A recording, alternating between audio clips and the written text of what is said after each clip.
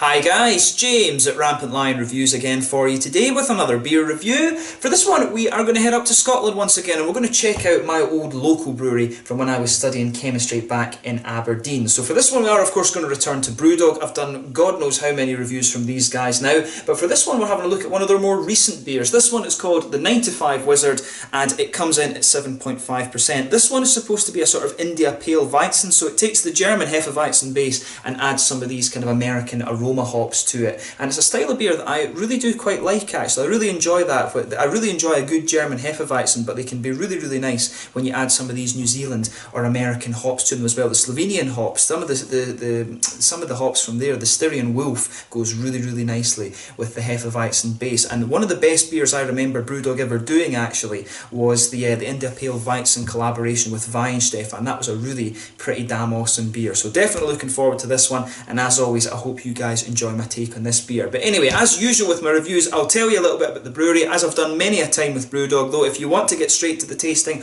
just fast forward. All the usual links are in the description below. That's the brewery website, link to my other Brewdog reviews, there's loads of them now, there's all the usual social media. If you want to see more beer reviews, do please consider subscribing to the channel. The whole channel has a geography based tagging system, so you can go into the home page and search for beer based on country, city, state, whatever it is you're interested in. There are playlists there for the beers from different countries, one for my Scottish beers of course, and as always please do get in touch and let me know some of the other beers and breweries that you guys would like to see me review. It's always great to hear from you guys that are watching the videos, and the support that you show the channel is hugely appreciated. So anyway, to tell you a little bit about Brewdog then. So as I've told you before, Brewdog is the love child of two guys from Aberdeenshire, James Watt and Martin Dickey, and they were founded back in 2007 in a very small brewery in the Keswick Industrial Estate in Fraserburgh in the very northeast corner of Scotland. But more recently they moved to their new, very shiny and purpose-built facility in Ellon, which is closer to the city of Aberdeen where I used to study chemistry. And these guys are known for being really quite experimental initially. They've kind of toned down their experimentation in recent years actually, and more kind of focused on the business expansion, which has been a little bit controversial for this company. They do have an extensive chain of pubs as well. They started opening in 2010 with the original Brewdog bar in Aberdeen. They've spread all throughout the rest of Scotland, down into England, across Europe, and they do have ones in Tokyo and also in South America as well. I believe it's Sao Paulo in Brazil that they have one, but they are continuing to expand that. I think the most recent one was actually Tallinn in Estonia of course. So quite an extensive network of things that they have of course, but one of the interesting things about Brewdog is that initially they were almost completely crowdfunded by their followers. So they run their equity for punk scheme, and that's where people can buy shares in the brewery in exchange for discount in the shops and discount in the bars and things like that, and they've actually funded quite a few of their big infrastructure projects like that. They actually have just finished their brewery over in Columbus in Ohio, so that's their second brewery, and they have installed a still at their facility in Ellon in Aberdeenshire as well, and the things, the gins and the whiskies and stuff from that are going to be released under the name Lone Wolf Distillery. There was of course a little bit of controversy with that, with the bar in Birmingham which was called Lone Wolf Bar, and then the lawyers jumped on it. There has been quite a bit of controversy surrounding Brewdog recently because they have been a little bit hypocritical with their business model of late, doing things like they've focused continually on expanding. As I mentioned to you, in the early days Brewdog were a very experimental and quite pioneering brewery, but these days they are more focused on actually expanding and just trying to get more people drinking craft beer. And it's one of these things. I have my reservations a little bit about how Brewdog behave as a company. I've told you about that in previous videos, but as I said, I'll always tell you if Brewdog do a good beer, I'll tell you it's good. If they don't do a good beer, I'll tell you that it's not up to the usual standards that you should expect from them. But yeah, that's all you need to know about the company just now. We will get on to the tasting of this beer itself. So as I say, check out all the usual links in the description below, and I'm sure a few of my other beer tubing colleagues have actually reviewed this beer as well. So as you can see, really nice artwork on this one. The artwork on this one was actually by Yuko Kondo, and I'm guessing by the name that she is Japanese. Yuko is definitely a woman's name of course, and you can see there, I really like how that can has turned out actually. Brewdog, when it comes to their small batch beers, they really do have some nice artwork on them, and they do employ lots of little different artists to do this. So this one, as I mentioned to you, is a 7.5% IPA Hefeweizen kind of hybrid sort of beer. It's hot with Cascade, Magnum and Mandarina Bavaria, and it's got a malt base of dark crystal, extra pale and wheat malts there. So yeah, really nicely presented, and without further ado then we'll get it out and into the glass, if I can actually get my nail under the thing and get it open. So yeah, as you can see, a little bit of smoke on the opening, and we'll get it out and into the glass.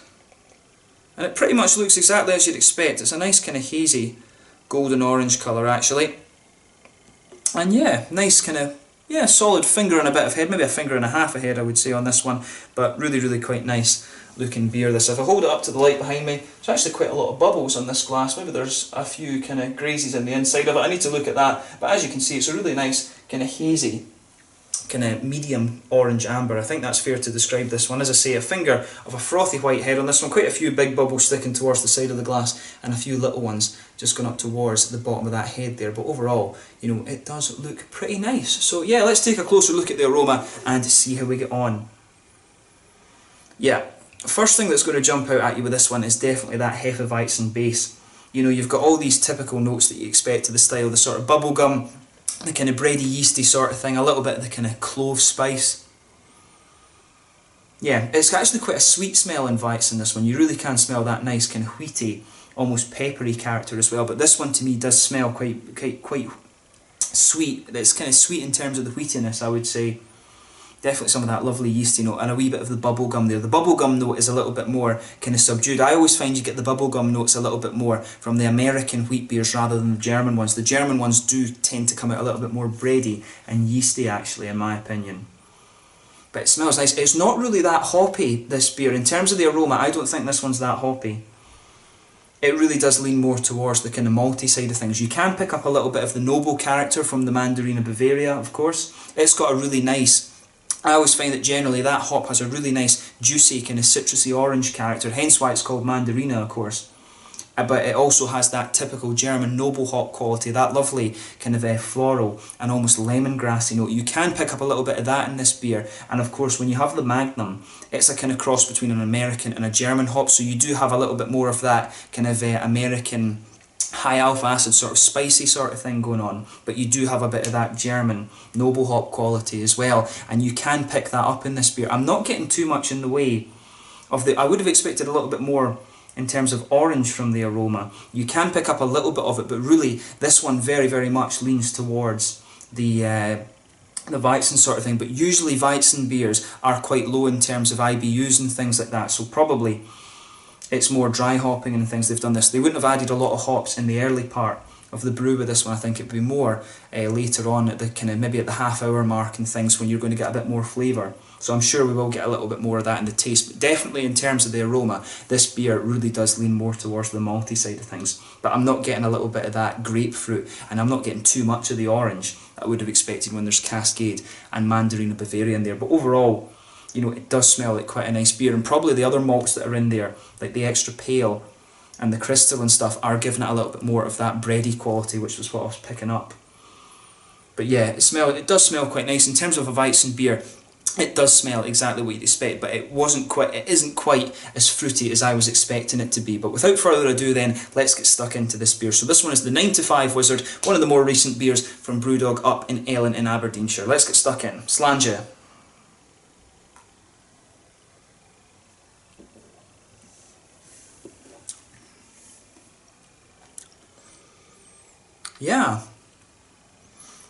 Yeah, it's definitely more of a kind of malty leaning one, this, definitely. It does lean more to, it does really lean more towards the Hefeweizen rather than the sort of India Pale Weizen like they're saying. This one to me really is more like a Hefeweizen beer, but it's stronger in alcohol, of course.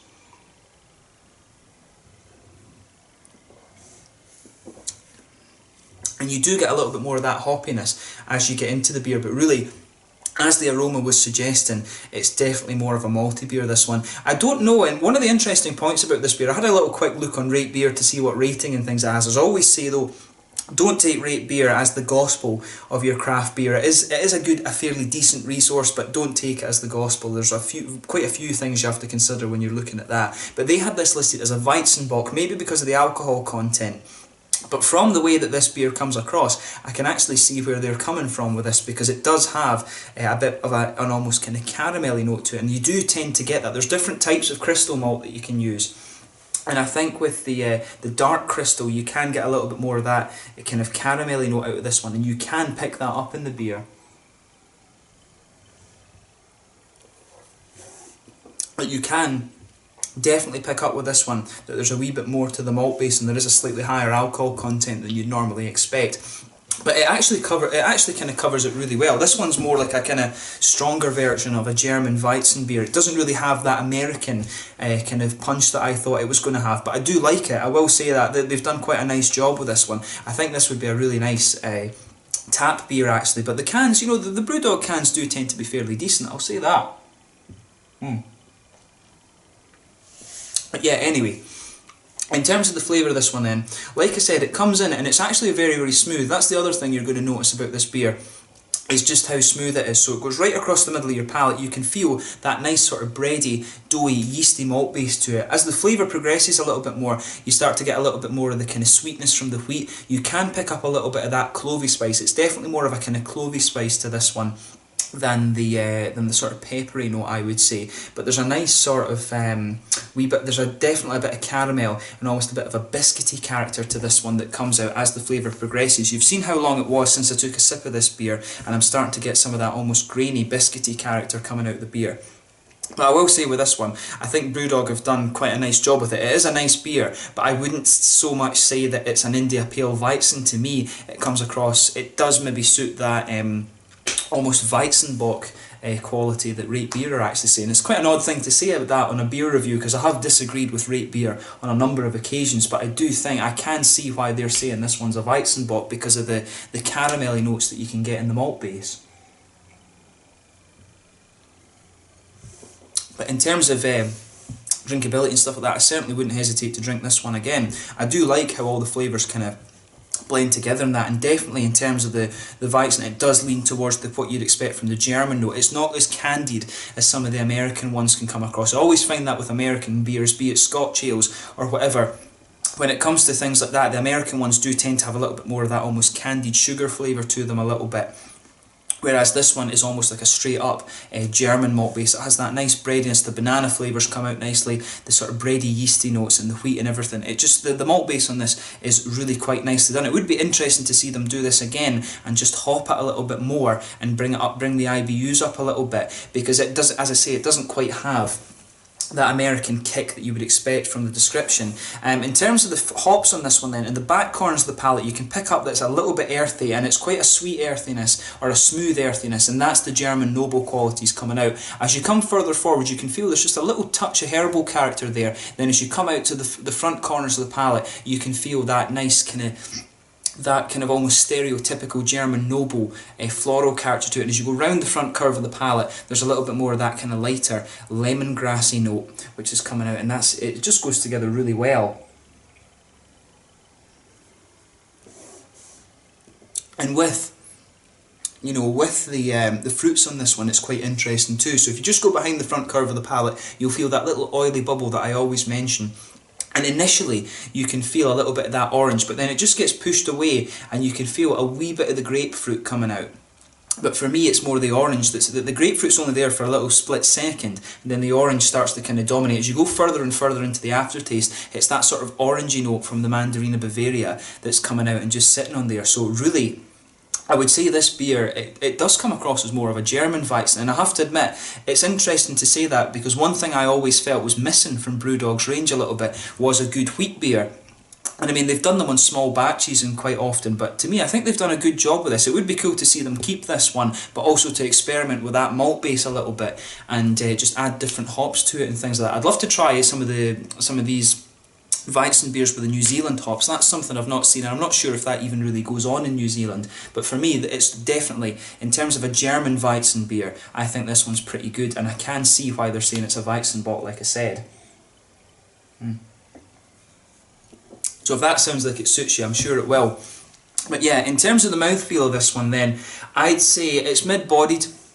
Carbonation's quite smooth on this one. It does have a little bit of an oily character to it, but it's almost got a little bit of that kind of chalky note to it that you expect of a Weizen. I'm not sure if that's a very good descriptor, but you do expect it just to be a little bit smoother and almost have that kind of German Brauhaus smoothness to it actually. But with this one, the carbonation, like I said, is fairly smooth. There's a good balance with the malt base on this. There's a good balance between the sweetness and the smoothness that you'd expect of the German Weizen characteristics. The hops, it's not too heavy in terms of IBUs. There is a little bit of bitterness from the earthiness and from the floral qualities, but really not very high in terms of IBUs, but that's what you'd expect from a Weizen beer, of course, and there's just a little bit of that kind of juicy, fruity character. What I would say about it is that it does, you know, I was talking about the kind of candied notes on it a little earlier, but as you go further and further into the aftertaste with this one, you can pick up just a little bit of a kind of candied bubblegum quality from it, but really not that much. I would definitely say this one kind of suits the category of a German Weizen more than a kind of American wheat beer, if you like. But yeah, really nicely done, this one.